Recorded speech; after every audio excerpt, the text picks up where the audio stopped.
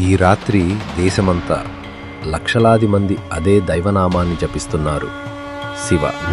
Wow కితాజా, అందరూ శివరాత్రిని ఇలాగే ఒకేలా జరుపుకుంటారా? సరిగ్గా ఒకేలా కాదు పుట్టి, ఒక్కో ప్రాంతానికి ఒక్కో ఆచారం ఉంటుంది, కానీ భక్తి మాత్రం ఒకటే. జమ్మూ కాశ్మీర్లో దీన్ని హేరత్ అని పిలుస్తారు. అక్కడ కొన్ని రోజుల పాటు ఇంట్లోనే పవిత్ర పూజలు చేస్తారు. ఉత్తరప్రదేశ్లోని కాశీ విశ్వనాథ ఆలయంలో శివపార్వతుల కళ్యాణ సంబరాన్ని చూడ్డానికి వేలాది మంది వస్తారు. ఉత్తరాఖండ్లోని రిషికేశ్లో గంగా హారతి, కేదార్నాథ్లో ప్రార్థనలు మిన్నంటుతాయి. రాజస్థాన్లో అర్ధరాత్రి హారతులు, రాత్రంతా జాగరణలు జరుగుతాయి.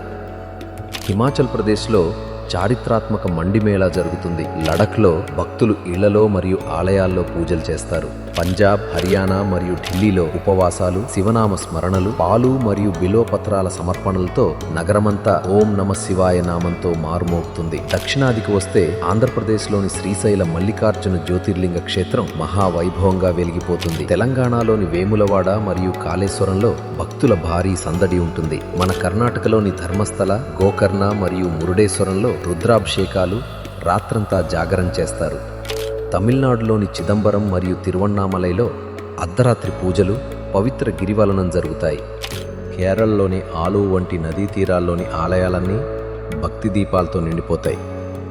గుజరాత్లోని సోమనాథ జ్యోతిర్లింగ క్షేత్రంలో రాత్రంతా అర్చనలు, అభిషేకాలు జరుగుతాయి. మహారాష్ట్రలోని త్రయంబకేశ్వర్, భీమాశంకర్ మరియు కృష్ణేశ్వర్ ఆలయాల్లో పవిత్రమైన అర్ధరాత్రి పూజలు నిర్వహిస్తారు. గోవాలోని మంగేషి ఆలయం ప్రత్యేక పూజలతో మెరిసిపోతుంది.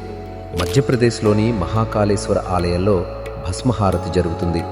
ఛత్తీస్గఢ్లోని భోరన్దేవ్ ఆలయంలో భక్తి మరియు సాంప్రదాయక వేడుకలు జరుగుతాయి.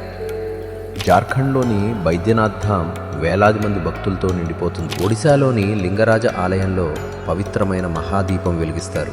అస్సాంలోని ఉమానంద ఆలయం ప్రార్థనలకు కేంద్రమవుతుంది. బీహార్లో భక్తులు ఉపవాసం ఉండి బిల్వపత్రాలు సమర్పిస్తారు. నాగాలాండ్, అరుణాచల్ ప్రదేశ్, సిక్కిం, పశ్చిమ బెంగాల్, మణిపూర్, మేఘాలయ, మిజోరాం మరియు త్రిపురలలో రాత్రంతా ప్రార్థనలు, ఆలయ పూజలు మరియు భజనలు భక్తి శ్రద్ధలతో జరుగుతాయి. చండీగఢ్, పుదుచ్చేరి, అండమాన్ అండ్ నికోబార్, దాద్రా నగర్ హవేలీ మరియు డామన్ అండ్ డయ్యూ మరియు లక్షద్వీప్లలో కూడా భక్తులు ఆలయాల్లో లేదా కమ్యూనిటీ హాల్స్ లో చేరి ఉపవాసాలు, భక్తి కార్యక్రమాలు నిర్వహిస్తారు. వేర్వేరు భాషలు, పద్ధతులు, ఆచారాలు, కానీ మంత్రం ఒక్కటే, నమ్మకం ఒక్కటే, శివుడు ఒక్కడే. అంటే అంతా వేర్వేరుగా ఉన్నా శివుడు మాత్రం అందరికీ ఒకడే కదా?